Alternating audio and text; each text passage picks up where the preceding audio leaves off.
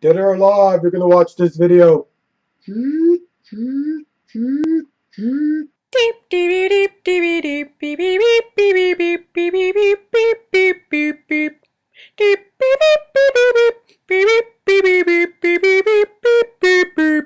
Geeks of the Week. Steph, I feel you stole my dream journal. You're hanging out with Zach Braff, you get to take a picture with William Shatner.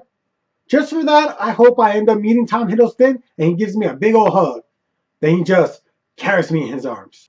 You did ask us who we would like to see play Batman, and I have three answers to that. Ideally, my number one choice would have been Christian Bale. He did a superb job as Batman. He could have just come in and it would have fit perfectly.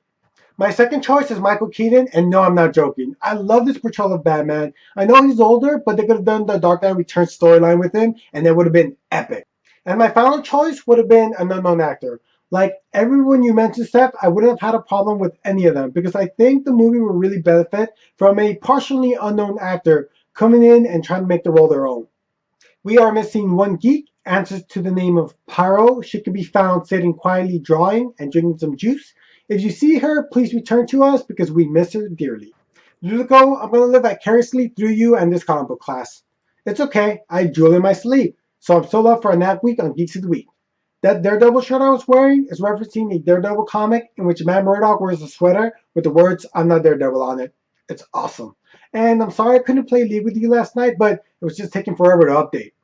And Nikki, I googled pig farts because I didn't think that was a real thing, but sure enough, it was. So that's a thing, and now I don't know what to believe in anymore. By the way, your Nerd World problem thing was classic. I tell people to go see it, but you didn't need me to tell them to go see your videos.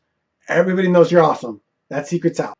Over the weekend, I learned that the Robocop statue that was funded through Kickstarter is almost finished, and now they're only discussing where in Detroit to put it. I'll post a link below to the article.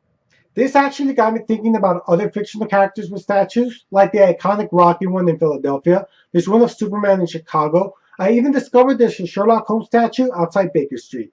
So of course this leads me to a question this week. What fictional character would you make a statue of, and where would you place it? If you made it this far into my video, first of all, thank you so much. Secondly, feel free to leave your answers in the comments below. I'll go first. I'd make a Ghostbuster statue and I'd place it at the base of the Statue of Liberty to commemorate that great scene in Ghostbusters 2, which I will admit is not the greatest movie, but I really love that scene. So get on in New York. That'd be a great tourist attraction. Since it is the first week of September, you need to know what the top 5 comics were for the month of August. And who better to tell you than me, the best comic reviewer in the world? Yes!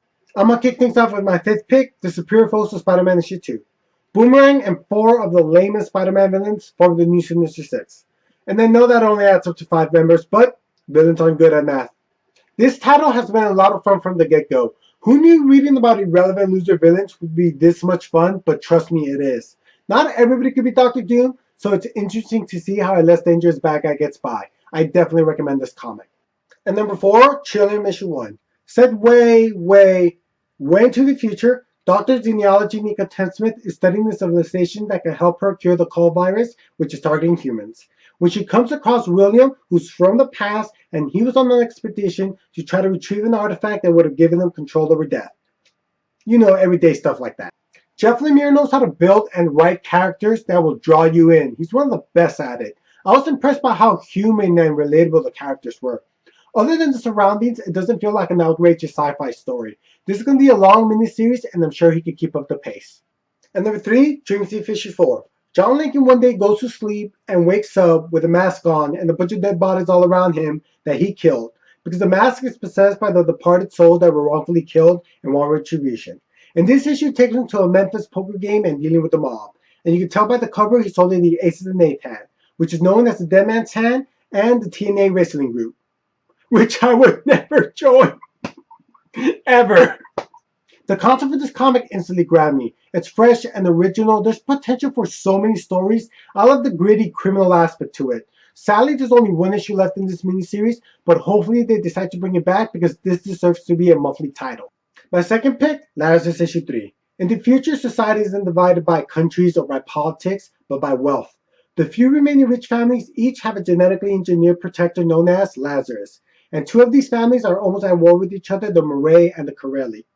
This is an impressive comic. I love the character of Lazarus. There's so many subtle dimensions to her. If I had to describe the genre, I would say it's a action post-apocalyptic tale. Picture the movie The Running Man, just with a radically different message. This one's about wealth classes. Rucka is just killing it. Lark's artwork is perfect for this comic. It has a very realistic look to it, and it's my second pick of the month. And finally, and probably no surprise to anybody, at number one, Saga issue 13. And Saga returns from its 2-month hiatus, and we pick up with the Will recovering from his latest attempt to capture Marco, Elena, and their baby. While Marco and Elena are still on the lam and on their way to see Elena's favorite writer to hide, because that's the thing you do. This comic has won Eisner and Hugo Awards, and trust me, they're all well deserved. If you like the fantasy sci-fi genre, then you definitely will enjoy this comic. This series has been hyped up so much, yet it never disappoints. I can't tell you how difficult that is. Do yourselves a favor, pick up the Saga trade, and once again, it's my top pick of the month. Did you guys know I don't have a YouTube channel? But I wanted to review this week's comics. So if you're interested, check the link below. If not, fine, whatever. I never liked you either. That's it for me. I would like to remind you all to subscribe to us, check out our Facebook, check out the other geeks, check out my butt in some jeans, and that is all. Stay geeky.